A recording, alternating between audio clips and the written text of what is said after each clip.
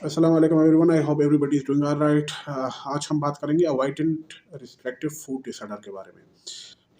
मेरे साथ जो ये पठान भाई बैठे हैं, इनको ये प्रॉब्लम थी कोई तकरीबन 1 साल पहले की बात है।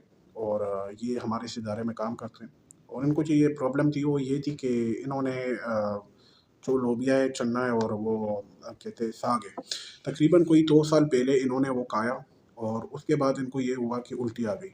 ठीक है, तो इनकी जो कंडीशनिंग थी उसके साथ, उस खुराक के साथ वो मनफ़ी हो गई। ठीक है, जो इन्होंने उल्टी की उसके बाद ये वो वाला खाना नहीं खा रहे थे। उसकी वजह से होता क्या है, उसकी वजह से इनको एनीमिया हो गया। ठीक है, एनीमिया हुआ क्योंकि साग की कमी हो गई इनके अंदर। ठीक है, ग्रीन चीज़ों की। और ये बहुत ज़्यादा कमज़ोर हो जाते।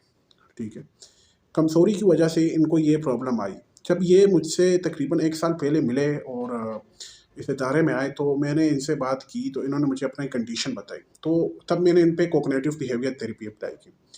जिसका मतलब क्या है कि हमने इसको बताया कि भई ये आपकी एक मनफ़ी सोच है, हो सकता है तब खुराक कोई बासी हो या कोई इस तरह की हालत हो या आपकी मैदे की कोई और हालात चल रहे हो, तो उसकी वजह से। इसका ये मतलब नहीं है कि आप अपने ऊपर ये वाले खुराकें बंद कर दें।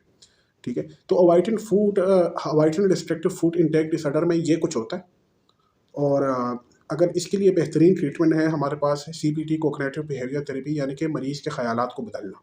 ठीक है, उसकी क्योंकि मरीज़ की जो ख़यालात होते हैं उस खुराक को लेके, वो एक मनफ़ी हुए होते हैं। जिस टाइम में उसने खुराक खाई होती, कोई मनफ़ी चीज़ हुई होती है उसके साथ, जैसे उल्टी हो गई या पेट ख़राब होना हो गया। ठीक है, जैसे मतली हो गई, और उसको वो वाले ख़यालात आते रहते हैं जब वो ऐसे खुराक को देखता है और उससे इज्तनाब करता है।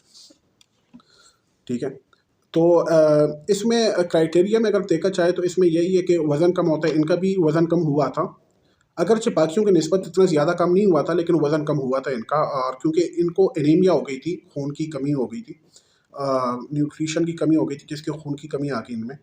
ठीक है, और इनमें से कुछ लोग ऐसे भी होते हैं जो कि बहुत ज़्यादा कमज़ोर हो जाते हैं। और बहुत ज़्यादा कमज़ोरी की वजह से क्या होता है कि उनको इटर्नल खुराक दी जाती है, यानी कि वो कुछ भी नहीं खा पाते, हर चीज़ के साथ उनकी लाताल्लुकी हो जाती है। इनका तो एक सेलेक्टिव कुछ चीज़ें थी, जैसे लोबिया, चना और साग था।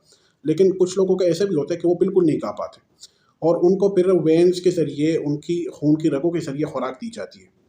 ठीक है, तो ये इनकी ज़िंदगी को भी मुतासिर करती है, जैसे लोगों के साथ मिलना-जुलना हो गया, और इनकी नफ्सियाती हालत भी ख़राब हो सकती है। लेकिन इनके केस में सिर्फ़ ये था कि इनका वज़न थोड़ा बहुत कम हुआ था।